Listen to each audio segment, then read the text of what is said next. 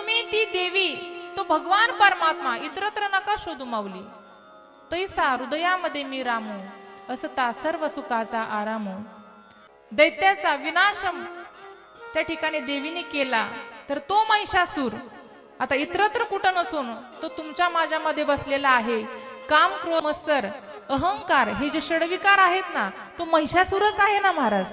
त्या महिषासुराचं तुम्ही त्या ठिकाणी मर्दन करा, नाश करा. एक वेळेस नका नवरात्रीचे 9 उपवास धरू, पण ज्या वेळेस तुम्ही निरंकार उपवास धरून देखील जर एकमेकांबद्दल आपापसामध्ये मत्सर करत असाल ना, अहंकाराने वागत असाल ना, तुम्ही 5-6 किलोमीटर अंतरावर जाऊन देवीची उपासना करत असाल, खरणाने ओटी भरत असाल, परंतु घरातल्या स्त्रीचा जर तुम्ही छळ करत असाल ना माऊली, तर मला नाही वाटत तुम्ही अशा कितीतरी नवरात्र उत्सवाचं खडतर व्रत केलं तर ती देवी तुमच्या घरामध्ये विराजमान होईल किंवा ती तुम्हाला आशीर्वाद देईल महाराज.